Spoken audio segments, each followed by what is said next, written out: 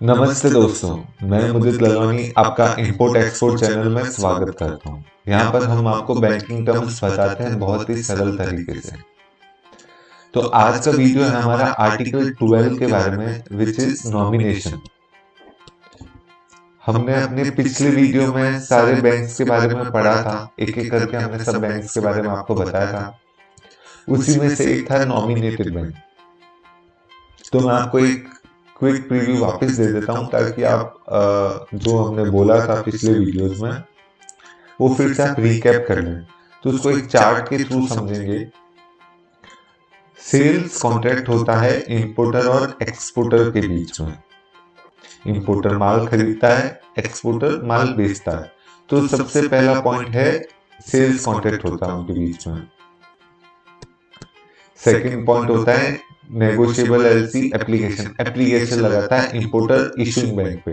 तरीका चाहे तो वो कैश से भी दे सकता है और चाहे तो वो एलसी भी खोल सकता है। अलग अलग टर्म्स होते हैं, टीटी पेमेंट कर सकता है। तो अपन सिर्फ अभी एलसी की बात करेंगे। तो वो एलसी के लिए इंपोर्टर खोलने के लिए सबसे पहले जाता है अपनी इशूइंग बैंक की। तो आप ये मानिए कि जो इशूइंग बैंक होती है वो इंपोर्टर की बैंक होती है और जो एक्सपोर्टर की बैंक होती है वो होती है एडवाइजिंग बैंक। यहाँ पर एक एडिशनल बैंक होगी विच इज एडवाइजिंग बैंक। तो जो इशूइंग बैंक होगी इंपोर्टर की बैंक, वो भेजेगी एलसी को एडवाइजिंग बैंक के थ्रू।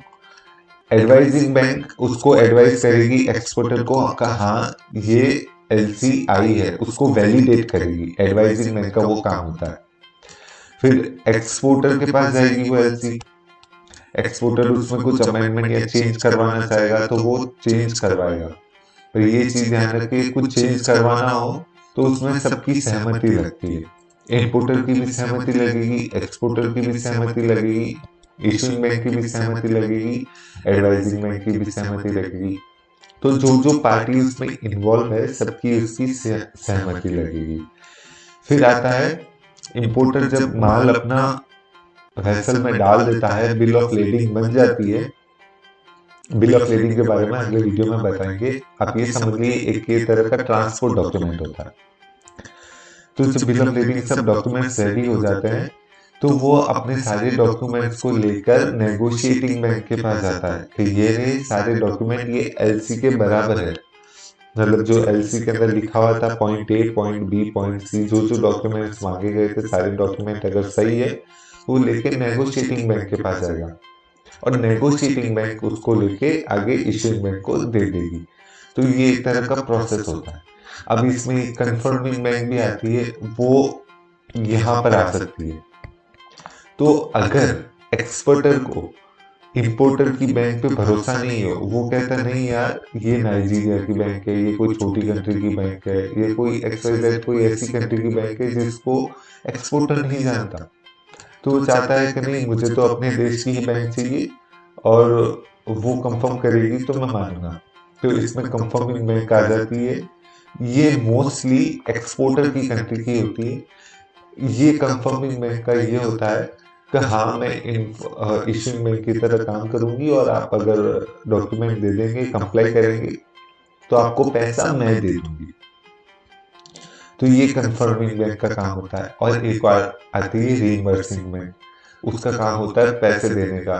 तो इशूइंग बैंक चाहे तो रीइंबर्सिंग बैंक को ऑथोराइज कर सकती है उसके बिहाफ पे पैसा देने के लिए। तो ये इन शॉर्ट में अपन ने पढ़ लिया है। अब लॉ की लैंग्वेज क्या है हम वो पढ़ेंगे।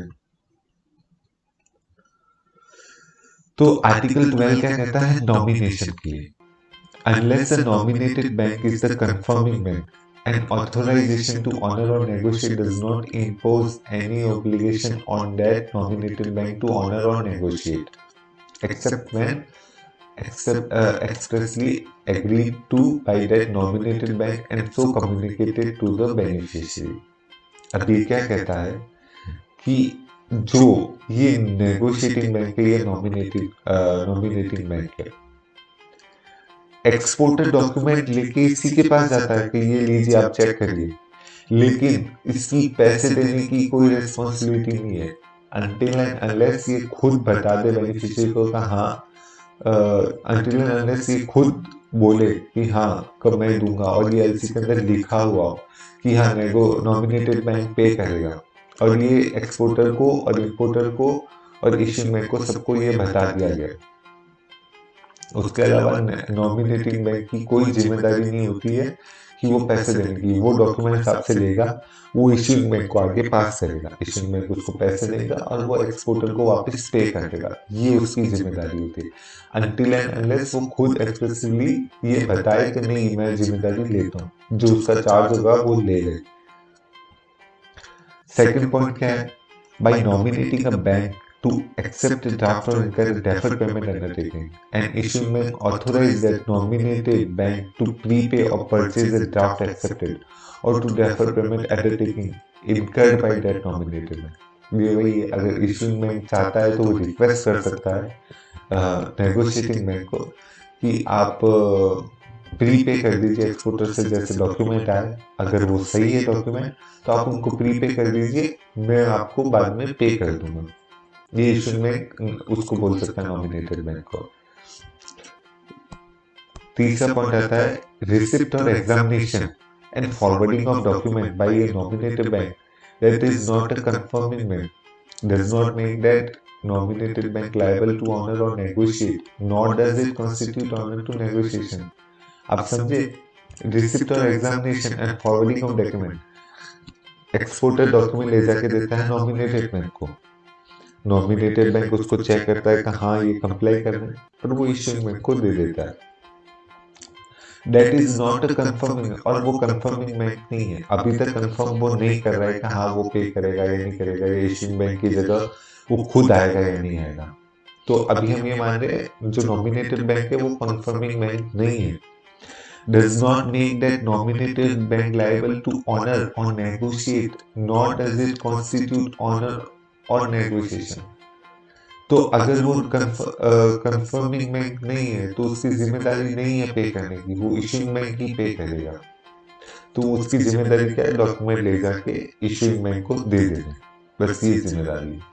तो छोटा सा आर्टिकल 12 था नॉमिनेटेड बैंक के ऊपर, और अगले वीडियो के अंदर हम अगला आर्टिकल पढ़ेंगे, एक एक करके टर्म्स को उसको समझेंगे।